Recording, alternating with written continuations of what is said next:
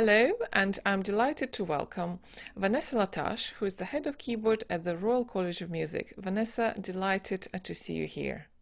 Thank you very much, Julia, for inviting me. It's a pleasure. And of course, I would like to ask, first of all, how has this been for you and for the department? The lockdown, you mean, Yes, the and all virus, everything where, of course. everything, yeah, the big it that we haven't how's it been? It's been very interesting in terms of stretching everybody, I think, in their IT skills, of course, and also for the students, really, I think at the beginning, a very disconcerting time because they were not sure about, whether they would be given their lessons for college, whether they would be able to leave their accommodation, the usual stuff. And finally, when everybody got up and running, and it was a big heave to get all of us, absolutely set up properly. Some of us, including myself in this, are dinosaurs when it comes to technology. So it took a while for me to get the right equipment and actually explore the right platforms to use for sound quality to teach with. So it's been a big learning experience, but my goodness me, how people have adapted and become much more flexible and incredibly innovative. I'm just amazed at how quickly life has changed like that. So I think there are many positive things to come out of it. Perhaps not, there are, of course, you can't replace the one-to-one teaching experience. You can't replace seeing your students on a daily basis, or if for any kind of problems, and as a head of keyboard, which obviously we have to deal with all sorts of issues. The screen is a slightly difficult medium if there are those issues to discuss, but we're managing, and I'm very proud of my staff particularly, and also the students for adapting. Has there been any interesting projects at the department? Sure. We immediately set up a keyboard connections series, which we were thinking, how can we bring everybody together? Everyone is trying to fly to their countries, get out in March, and a lot of them were successful and managed to get back to Australia, to Canada, to some of them even got then back to China and Singapore, all the Far East. And we were thinking, how can we keep everybody on board here? Because, now that they're all in different countries, the one-to-one lesson is one thing. But as a faculty, to keep everybody involved, it's more difficult. So we set up a series of 10 lecture kind of workshop things that we did online every Tuesday at 11 o'clock. We record them for those who can't necessarily listen live, if the time zone doesn't suit them, but most of them, even some of our girls and boys in USA have been getting up at 5 o'clock in the morning to tune in, which is fantastic. And we've had a member of staff talking about maybe their speciality and giving demonstrations. I did a lecture on Bach for them with discussing the 48, which is my passion, as you know. And then some other staff have taken on lots of different ideas. And it's been, I have to say, it's been one of the defining moments for our faculty, in that I think we've had about 100 and something online all in one go, listening and participating and asking questions. And this is the way we've managed to keep us together. And I think that's been extremely important. Sure. So perhaps it will also be the same going forwards, this online thing's quite interesting. Well, there's definitely a space for that, Yulia, I think, in now. I think there are meetings and things that we're thinking maybe we will keep those online, not the faculty classes necessarily, but certainly staff meetings. Yeah. Sure. So what has been most challenging, let's say, for you and your department, the staff? Well, definitely the technical side of things, but I think also, and I know you yourself teach a lot on, and you've been doing online teaching, so you really fully appreciate how difficult it is with the sound. Sure. And I think, you know, we've yet to find, we've experimented with one or two very good platforms where the sound has been reasonably good. But it's still coming through either a speaker, as I have here, or through your computer. And so you really don't get the finesse. So preparing the students for their exams, which most of them are doing them in August, either live or by video. So the staff are trying to prepare them for exams. And I think we've found, you know, you work in a different way. In a way, you're more forensic because you're going through details bar by bar. In terms if you receive a video first from them, which I ask my students to do, of course, and then listen back. But just to see, you have to trust, I think, a lot, and rely on them at their end to trust that they're doing it correctly. Particularly with pedaling, I think, is one of the most difficult things to teach online. So that's what we're facing. We're facing the sound quality, like everyone, really. Yeah, I can see the camera, so I guess you have invested in some of the equipment as well, right? Yeah. Well, this is a microphone. Oh, right. Okay. Yeah. And I've actually got another one on order as well. I mean, I've invested. Yes, I did, because it was the only way. I was trying at the beginning. I was working off an iPad, and I was thinking, it's a disaster. So yeah. Yes. Interesting. And you mentioned the exams. So what is now the procedure, if you can disclose that information? Yeah. They're going to either play the exams in person if they're in London and are able and feel able to come and play, or video exams. So we're having a combination of both. But what we will do as a panel, we will listen to the video all the way through as if they're doing it live. So depends, you know, with videos, we won't be checking those in another room. We'll be having those in front of the same panel, running it exactly as it would be a normal exam length. Yeah. I also wondered, I know the college and you have a great staff, great faculty members, but of course you have younger members and you have older members. So do you, as a head of the department, do you face a challenge with people not willing, let's say, continue, if we could ever continue in a normal way? In terms of their health, you mean? Yeah. Yeah. I think most people, and I have to say some of the older members of the staff are the most keen to get back in person, because I guess, you know, they're very resilient, very musicians are tough people, right? So I think there's not been any concerns about health as far as I know at the moment anyway. And I think most people are quite happy to be thinking about going back as long as traveling is possible. Sure. But I think that will definitely happen as far as we know in September. They may be able to teach a little bit in person in July. It depends on government rules and things. So basically means kind of no summer holidays really for you. Am I right? No.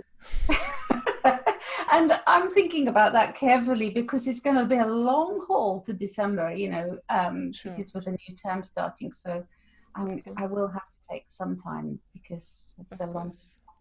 Yes. Also, a slightly different topic. There's been a lot of online social promotion by all kinds of musicians, including pianists. So what do you think about the idea of sharing your just performances for free as a way of promoting yourself? You mean a lot of people are doing things from home, of course. Yes. Sharing online things. Yeah, I've seen a lot of it on Facebook, of course, Instagram. Of course, yeah, I guess it's really sad that it has to be for free for the musicians, especially as so many of my colleagues, your colleagues, have lost so much during this, and some of our students too have lost fantastic opportunities to play in big concert halls. But I guess if it keeps us fresh, it keeps us performing, it gets the adrenaline running, even if it's for free, at least we feel we can still I suppose practice our craft and our art and be able to share with other people. As regards the business for free, well, you know, it's wonderful for the audiences because they can see all these amazing things happening for nothing.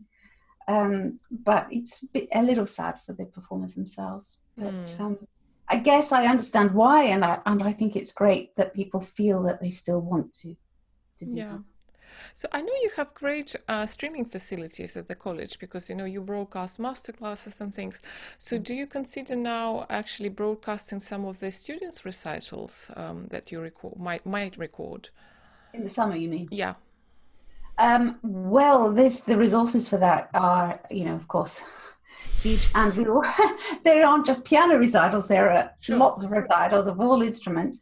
So we're not going to live stream any of them, but Hmm. we are going to record them for the students' personal use. Hmm. Hmm. So they have them if they want to show their parents. Yes, of course. And how do you motivate your students, or let's say, because you have literally the whole of the department, because it's quite tough without sort of knowing when the performances really resume. So yes, how are we motivating? Well, there, as you, I'm sure, are absolutely on this as well, because I know you're a performing musician yourself. There is nothing like having the time to practice, which is like a godsend for everybody. And I think at this particular time, the motivation for the students certainly is learn as much repertoire now as you can, because you will never get this time back. There will never be, I hope anyway, there will never be another time like this where you have the opportunity to sit down and practice all these hours. Okay, it might be on a keyboard in the middle of Siberia, which is one of my students at the moment doing, but at least you can learn repertoire, and this is a fantastic thing. So, and also for the staff, Mm, practice time for us is very precious. yeah. So yeah, we have time that we can. I think routine is really important in this lockdown, because if you have a kind of practice regime or practice routine, that's really keeps you going, and keeps them going. I think that's how they motivate themselves. Other things we've been doing things like with the professors themselves, had like group classes. Hmm. So all of their students, they've been setting them to learn a short piece in maybe 5 days or something, learn the piece quickly, and then share the performances together, see what Mm. they think about each other's performance and discuss it. And that's quite fun because and it's also very revealing. And some of the students have really enjoyed doing that very much. And I think, there's something else to think about for the future. Quick study learning. Well, I must ask you, there's been so much going on online. If you had any chance or any time to watch something yourself, and if yes, what have you enjoyed watching? Um, Gosh, that's really difficult. I've watched a lot of things actually. I've watched a lot of your Oh, interviews, which are thank you. very good. And well Thank you. done you for setting Thank you this up. very much. Very kind. Thank you. It's true. It's a great idea, Thank and you. also gives us some fascinating insights into people. Mm, true. Um, yeah, I've watched things like that. I've watched some concerts. To be perfectly honest, the managerial side of my role at the moment has been so consuming, Sure. that I've been watching a lot, doing a lot on screen. Mm, So the times that I'm not working with the students or with my staff, I try and get away from the screen sure. because you get very tired. Of Yeah. course. It's exactly what I wanted to ask you. So, one gets very, very tired from online teaching. So, what do you have any sort of tips or practices, maybe personal, what you found a bit, let's say, reviving or refreshing after quite a long day of teaching and always online? Oh, that's a dangerous question. Well, a glass of wine helps. Hmm. um, Helps a lot. Or G&T, or yes, I mean any kind of relaxation. The good thing is that I'm very lucky here where we are in West London. We're out past Hampton Court on the river. We've got garden. The weather has been fantastic most of the time. So being able to be in the garden and just, I do walk. I try to walk every day, a little bit, just to clear my head, but also I think to take your mind off and your eyes off the screen. Of course. Of course. Nature has been fantastic, hasn't it? The bird Yes. song. Yeah. fantastic. What is, if you could share again, a sort of a prognosis for the Royal College for autumn? Maybe if you know something about winter, but how it's going to continue? Because I know the Well, academy, they have already opened for yes. pianists to play. So we have two. We've opened for our students at the moment. So they're, in fact, I've spoken to three of them who are practicing there today, which is great. So it's open for students, and I think staff are going to be allowed to go in from middle of July, Mm-hmm. maybe. But it's not. There's no actual confirmation of that yet. So Mm-hmm. that's Mm-hmm. just Sure. waiting on that one. But as regards September, when we start back, we are planning to start back as normal. Mm-hmm. There'll probably be a little bit of a blend of some online teaching, some in-person teaching, depending on if it's academic subjects, and there will be some of the staff that will be working from home, some of the administration staff, to keep the building free from for the students and the professors to be able to have space. Another question about audiences. So, of course, now classical music is really gone online. So it's Mm-hmm. much more out there. So do you think it's actually a plus for younger audiences that they might come into the concert halls after hopefully will resume to normal? Or do you think they'd prefer sitting on their sofas and watching it almost like Netflix? That- Yeah. Well, I guess I mean for me there is certainly a place for that, to be able to see something online Mhm, yourself and observe, and you learn a lot from that too, of course. And the better the equipment and the medium gets, the better the response will be. That seems to me to be the way forward, certainly for part of the audience. But as you know, and I feel very strongly about it, there is nothing that replaces the feeling of being in the concert hall and the electricity that you get, and the sharing with other people of listening to someone live. mhm, You'd never get that at home because you're a little bit distant. mm. And you can also choose to leave when you like at home. You can't do that in the concert hall. So I think there is a place for it, but I think right now you can't. I don't think you can replace it. You can do it differently. Some of the students are now considering, and I think it's a great idea. They're thinking of, how they're going to present with other media as well. Mhm, With maybe film and art, and how they can mhm. make their online presentations more artistic and more interesting. I've got one of my former students who's just been doing a big project with ballet, Mm. uh, playing with a ballerina and doing some choreography and working with her, playing Liszt Sonata. So Gosh. yeah, so it was very interesting, and these collaborations I think are the way forward actually, and for some different ideas. No, So certainly. I think also the kind of online format could be a slightly different format. That could be a sort of a cross-cultural format. That's possible. Um, I would like to ask you a slightly controversial question, but I hope I can we. answer. So, of course, the situation in the UK in terms of finances is really different from, the continental Europe. And of course, I mean Germany because I've studied in Germany and I know how much funds are going into the classical music and support of it. So, what is your thought about our governmental policy at the moment for the arts? Mm.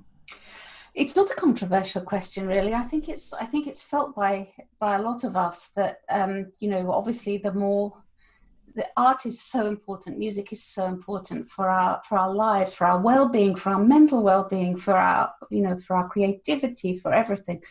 And I think we don't support as much in our students in the arts as we, or our Hmm. performance in the arts as we intend, but as we feel that we would like to.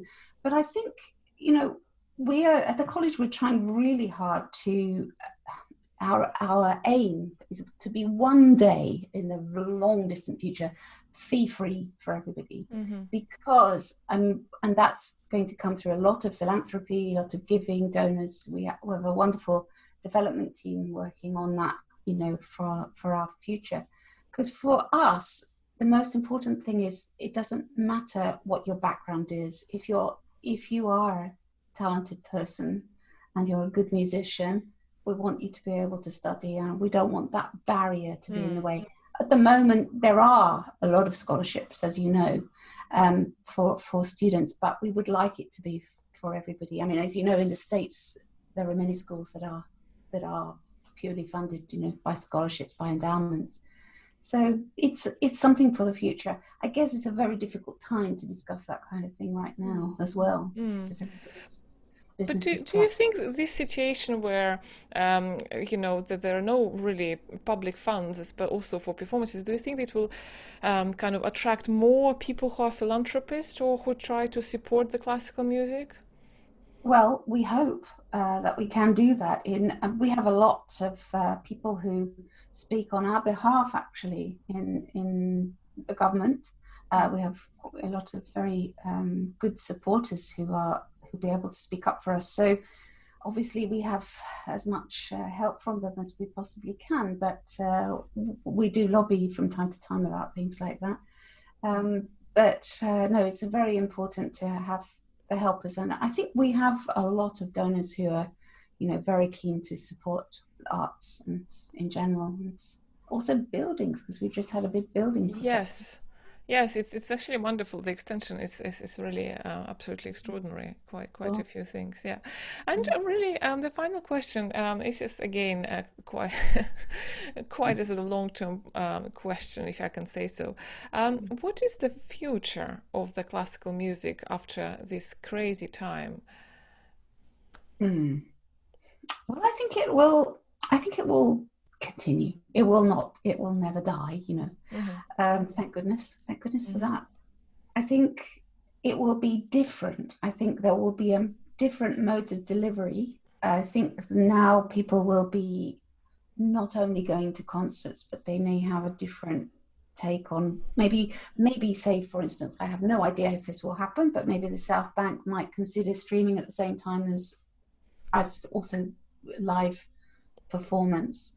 I know that the Wigmore has been giving some, live streaming concerts from there with no audience, Hmm. because I've been, aware, watching Pavel Kolesnikov and Samson Joy playing the first one of those. It was fantastic. And former students of ours who are very distinguished. So there are ways that they are innovating in the concert halls. But I think, as I said, I see it as a blend, really, in future, of mixture of various ways forward. And the last personal question, if you don't mind. So, what have you discovered about yourself during the lockdown and these things that you didn't know? Oh gosh, what have I discovered? That's a difficult question, Yulia. I think, what have I discovered? Well, I've discovered my house and my garden, which has been really important to me, and also to notice things like, to have time to notice blue sky with no Mhm. clouds. How wonderful is that? Fresh air, no planes going over. Um, to discover about myself personally, I suppose that I'm an animal that likes to routine. Mhm. So for me to keep some kind of routine online and come in my music room to work, and then to shut down at the end of the day and go and cook dinner, the routine has helped me a lot to keep focused. um, I guess that's it. Brilliant. And that was Vanessa Latarche. Thank you very much for joining us. Thank you, Vanessa. Bye. Thank you, Yulia. Thank you very much.